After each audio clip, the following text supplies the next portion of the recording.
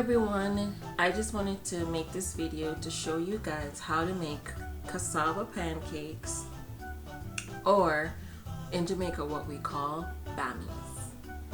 So what you'll need is you'll need a really sharp knife, a large one to cut through the cassava, and whatever else you see me use in the video, just think that those are the tools that you're gonna need. So cassava wise, how to pick cassavas is you want to make sure that your cassavas are white at both ends. Normally in the grocery store you can cut the ends off before you pay for them, just to check that they're good, because you can literally come home with a whole batch of spoiled cassava. So I would suggest is either like you bring your own knife, or you ask someone in the store to cut the ends off so that you can see if the cassava is good. So the cassava needs to be white on both ends. Sometimes it can have a little bit of black dots in there, but not too much. It just needs to be fully white. You normally can't tell from the outside if the cassava is going to be good or not. And so you'll definitely need to either break it on both ends to see, or ask the store people to cut it for you so that you don't get in trouble. Normally I just literally break both ends off. So yeah. Alright, so this part is the trickiest part. There's like this mid rib, or like this middle part of the cassava that's like tough and can't be grated down. And so after you've peeled the cassava, which you slide the knife under the pink part of the skin, so there's two layers. There's the brown skin and there's the pink skin. The brown skin is the first layer, the pink skin is the second layer. You want the knife under the pink skin to reveal the white part of the cassava. And once you get under that pink skin, you can literally peel the skin around the cassava, depending on how fresh it is or how old it is. It'll be a little harder to peel if it's fresh, and it'll be a lot easier to peel if it's like these cassavas from other countries that are probably like months old. But so you want to cut the cassava in half, and then those halves you want to cut them longitudinally down the center like you saw me do.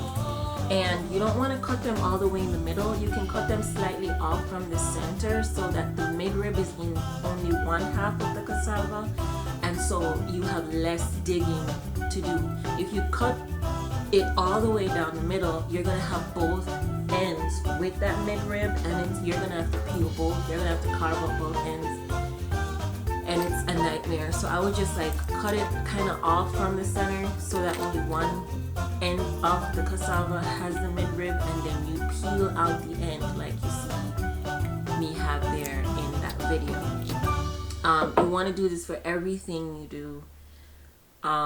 You want to do this for every cassava that you peel, because that middle part is inedible, and you'd be like batting into it, like, whoa, what is this? So just that part you want to remove 100%. This is the most tedious part, is cutting them kind of off to the center and just like taking out that middle part.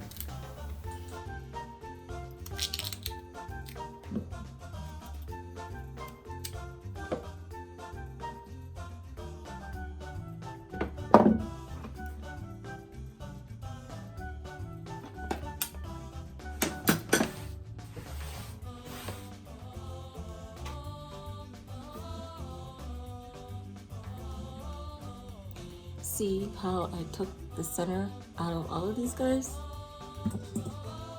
All the centers are gone. And if you're wondering about my rags, I don't use paper towels. So here we go. And you need one of these guys, and you're gonna use this side. get a bowl that's big that can fit this guy, and we are gonna grater these down.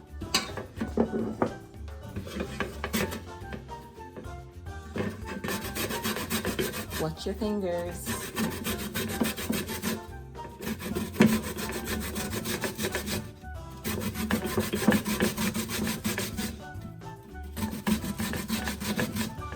So you can either grate from this side longitudinally or across the short side. See?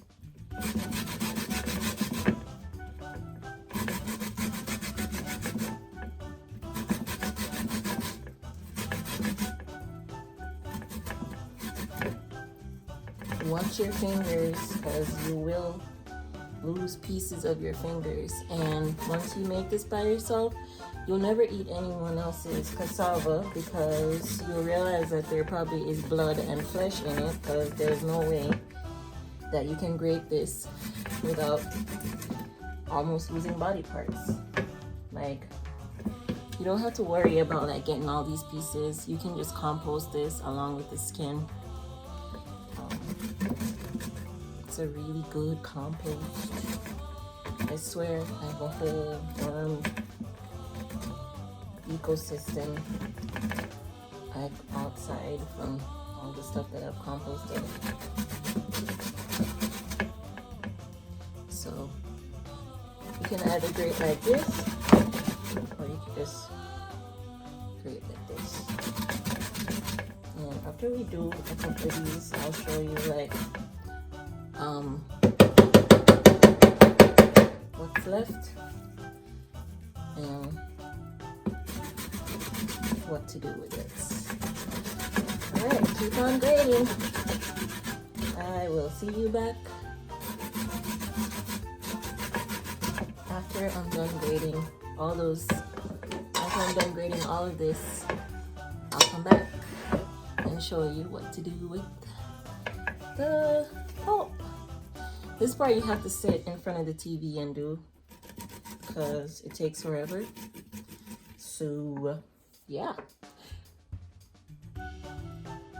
Okay, so I'm almost halfway done, and you can see how this side of the grater kind of gets it all like pulpy, and that's how many I have left. I didn't go in front of the TV because for some reason I'm just standing here. But if you like want to lose weight and you were like cutting all of the carbs, I find that this is the only carb that is, though it contains a lot of carbohydrates, it's carbohydrate dense, it is extremely hypoglycemic. And if you want to lose weight, you can cut all other carbs and just add brown rice and cassava, because the amount of calories it takes to make this shit is worth it. Because it's hypoglycemic and it takes a lot of energy to make, and this is something that you can either share with people, or you could be like, my blood, sweat, and tears are in this, so I'm not sharing this with anybody. If you want some, you gotta make this yourself. Alright, so it's really good too, so just don't be surprised if your whole family are not like sharks trying to get some while you're trying to lose weight and they're skinny, right? So here is the pulp. This is how much I have inside. I have a good amount. This should last me for about 2 weeks because I only have a cup of this a day.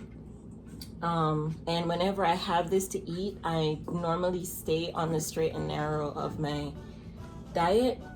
So, you know, all the centers are out and I'm still grading. So I just wanted to give you an update at how far I was. Maybe I can put a timestamp of how long it took me, but you just grater. I have all these like small pieces left that I am not gonna grate down any smaller, because then you'll start to like cut your fingers and you don't want that.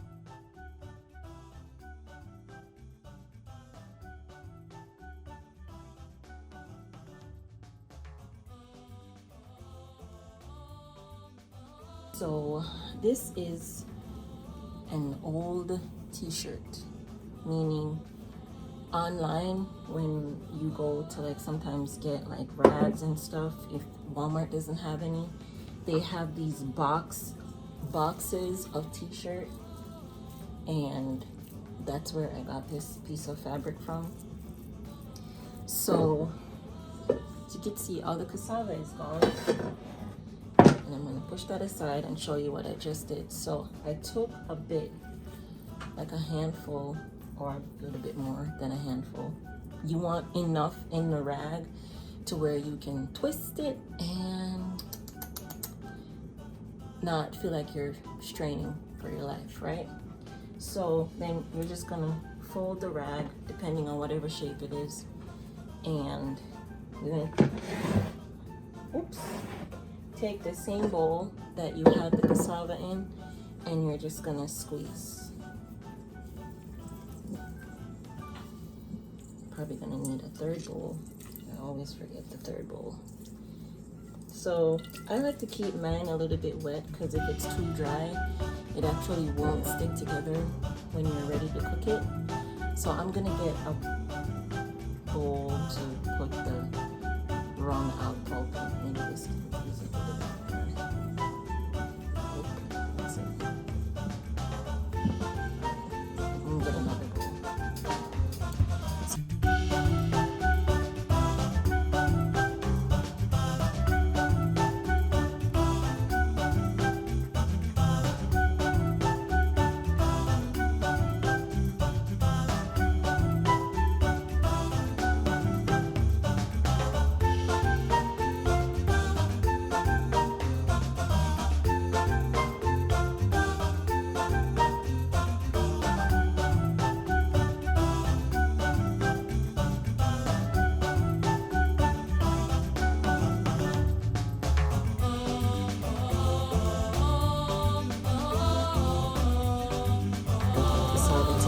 You don't want to do this too dry. From experience, when this is too dry, the cassava doesn't stick together when you're trying to cook it. And I'll make a video of how I cook it, or I might just cook a piece and show you guys, and stick that to the end of this video.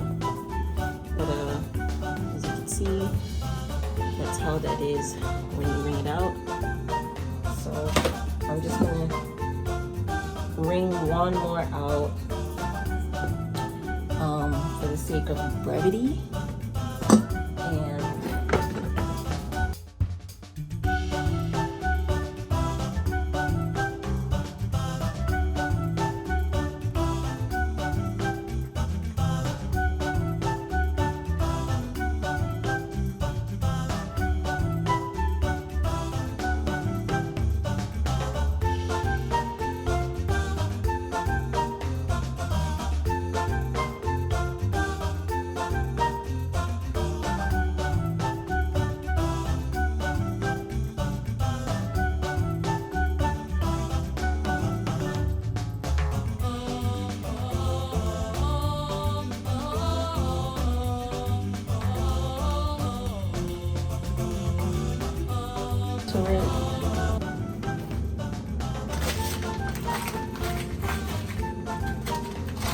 And this is just some cheap Mexican salt I got from Compare Foods in North Carolina, or local minority owned grocery store. So we add the salt to it, and the salt helps to preserve it. And I'm going on 8 minutes right now, so I think you guys got the gist of that. And then get a little kick out of seeing me wring the moisture out.